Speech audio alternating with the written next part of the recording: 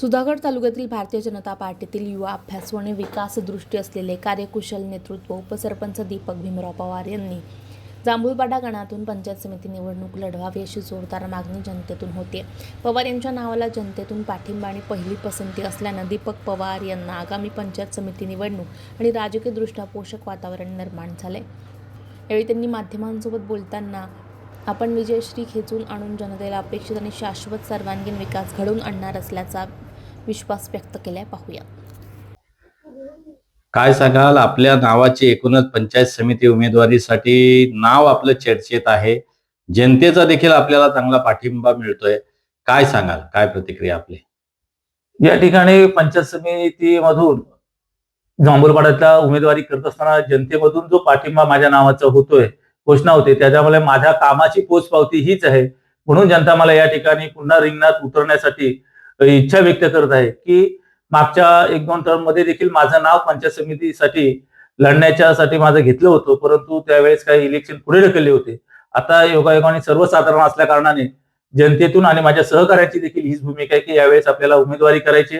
अनेक प्रश्न त्या ठिकाणी पंचायत समिती स्तरावर जाऊन आरोग्याचा प्रश्न असो किंवा शैक्षणिक दृष्ट्या असणाऱ्या प्रश्नावर त्या ठिकाणी आवाज उठवण्याची संधी या निमित्ताने, या प्रभागातून मी निवडून गेल्यावर मला त्या ठिकाणी निमित्ताने मिळेल अशी माझी प्रबल इच्छाशक्ती. आणि जनतेने ज्यावेळेस ही निवडणूक हातात घेतलेली आहे आणि मला सांगितलेलं आहे की काही होत्या तुम्हाला उमेदवारी करावीच लागेल, आणि म्हणून शोषित, दलित, वंचित आणि माझ्या आदिवासी समाजाच्या घटकासाठी मला या ठिकाणी उमेदवारी करण्याची इच्छा आहे. सुधागड सारख्या आदिवासी बहुल तालुक्यामध्ये अशा विकासाच्या काय संकल्पना आपल्या आहेत आणि नेमक्या कोणते प्रश्न आहेत, पायाभूत नागरी सुविधा आहेत, ज्या आपल्याला त्या ठिकाणी प्रथम प्राधान्याने सोडवण्याची आपली प्रबळ इच्छा आहे?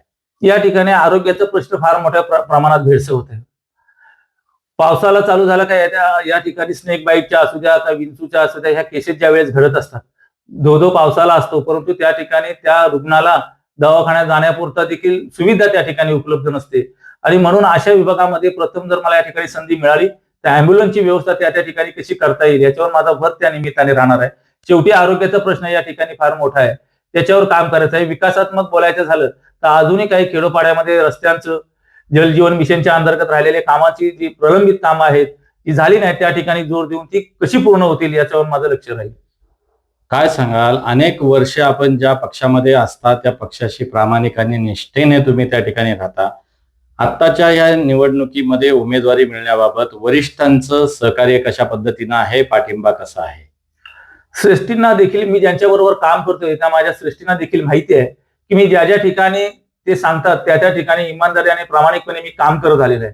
आणि आज जी संधी या ठिकाणी निवडणुकीच्या माध्यमातून मला उपलब्ध झालेली आहे, तर श्रेष्ठी देखील माझा त्याच इमानदारी आणि प्रामाणिकपणावर विश्वास ठेवून मला या इलेक्शनमध्ये सहकार्य करतील आणि निवडून आणण्याची भूमिका या ठिकाणी जनता जशी घेईल तशी श्रेष्ठी देखील मला आशीर्वाद देऊन भरघोस मताने निवडून येण्याची भूमिका घेतील.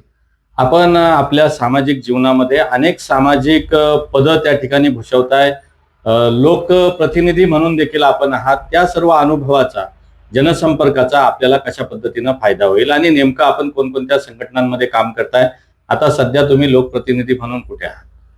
या ठिकाणी पहा, तसं सुधागड तालुक्यामध्ये समन्वय समितीचा सदस्य म्हणून या ठिकाणी मी काम केलेलं आहे. त्यामुळे समन्वय समितीमध्ये येणारे सुधागड तालुक्यातील जे प्रश्न आहेत त्या प्रश्नाची जाण मला त्या ठिकाणी आहे. ते सोडवणुकीचं काम त्यावेळेस मी असताना, समितीमध्ये असताना केलेलं आहे.